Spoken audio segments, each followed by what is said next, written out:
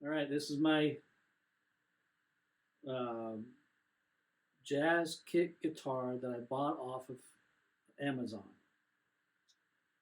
This is not a kit made for somebody who's looking to want to get into guitars or guitar making. I would suggest you buy like a Telly or a Strat kit and build those, then go to a set neck like a Les Paul, build that, and then build this. By that time, you'll have some knowledge on what to do.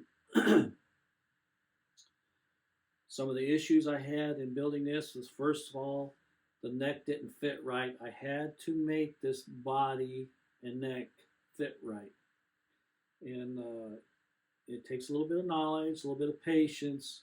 If you watch one of my video on it, when I first start putting this together, I go through that process of how I adjust all this to make the neck fit the body like it should. The other issue that I saw was they have no uh, block in here to support a strap button. They just had a hole drilled right through the side here, which is very thin wood, and they won't last very long if you just stick a screw in there and you expect it to hold that strap. Over time, it's going to pull out on you. So what I did was fashioned me a block of wood and I glued it in there. And again, if you watch the videos, I show how I do that. And I glue in a block of wood in there, and now it's got this nice strong piece of block of wood in there. It's longer than the screw. And so I drilled a hole and screwed that in there, and now it's nice and firm, and it's going to stay put. Another thing that I did was on the neck heel here, I extended the heel out to meet the body here. I didn't. It's cut off way down in here somewhere, and I don't like that huge step down that it had. I don't know, it just looked like a cheap guitar that way to me.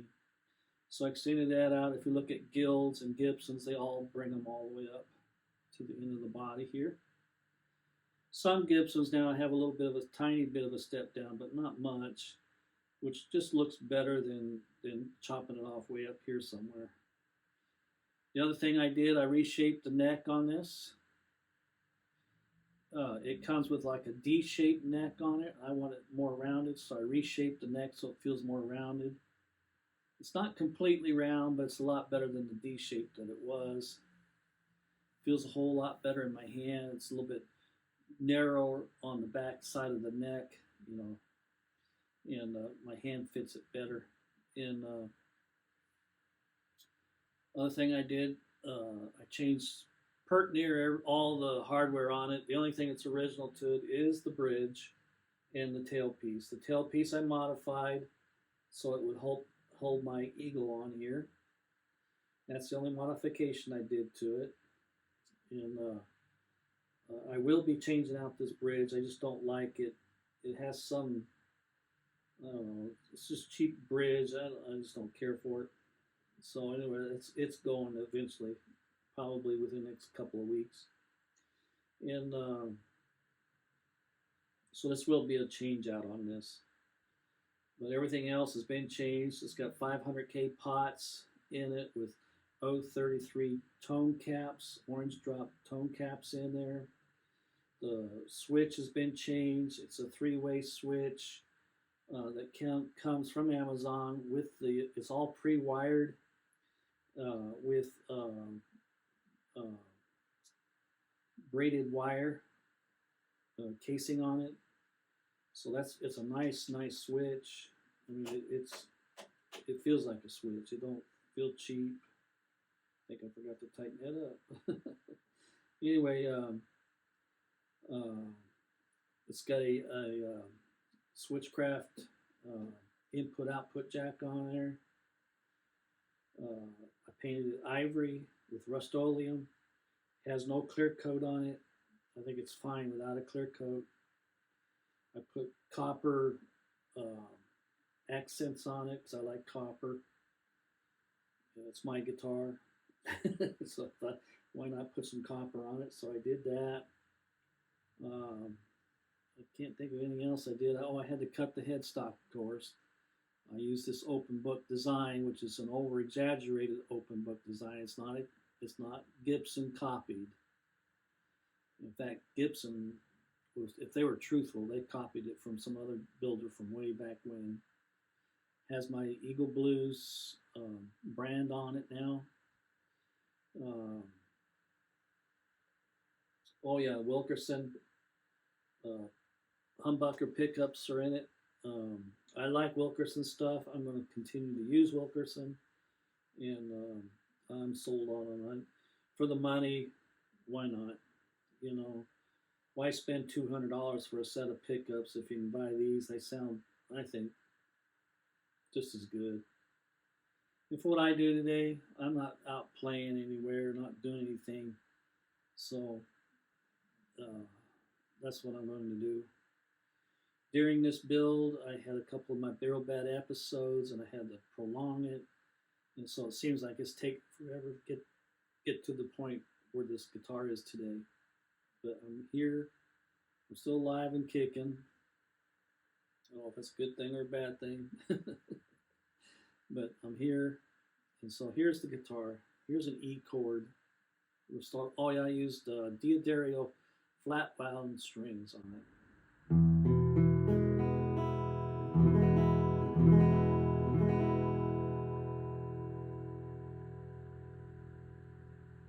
My first recording on this, I had the guitar turned up too high and it was spiking my phone. So I'm redoing this. I hope this time it comes out. We'll see what happens. But here, that was an E chord, and it's in the middle.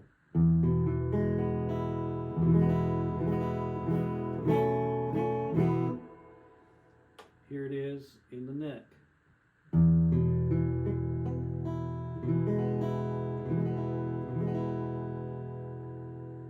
If I get my fingers arts out of the way of the strings, we'll be all right, won't it?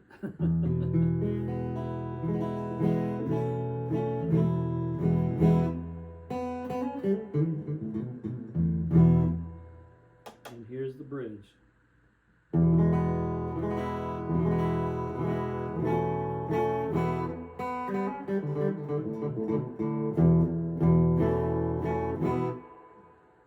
Back to the middle.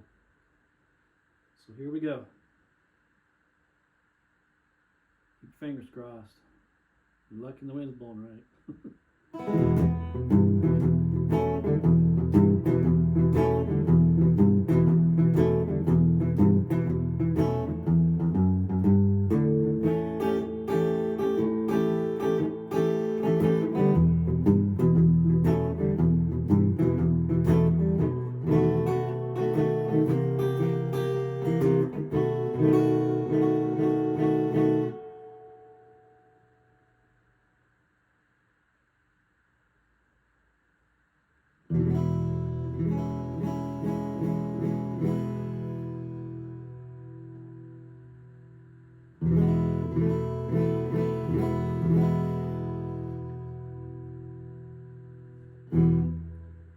Adjusting the tone controls on it.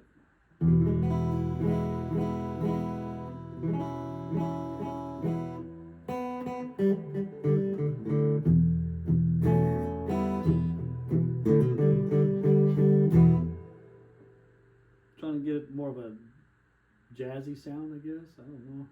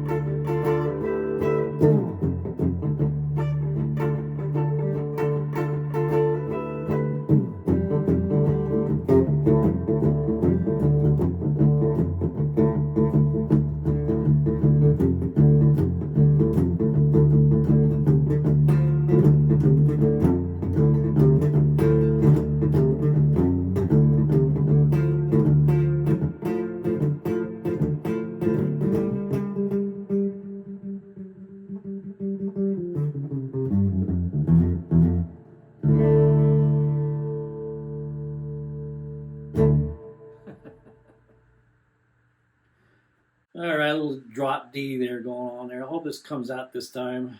I don't want to do it a third time.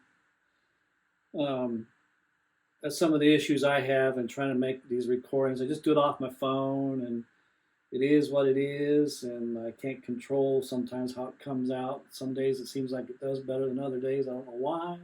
Everything's set the same. I don't hardly change nothing. But anyway, there she is. I've named this guitar Susie Q, and don't know why. It just seemed like it fit. But there we have it. Jazz kit guitar up and playing. It's got life in it. It'll go through some changes here for the next couple of months. Like I said, we'll be changing out this bridge. I'm getting a little bit of a string buzz off of the saddles here. I could take a file across them and try to ease that up a little bit, which is what I might do. I don't know.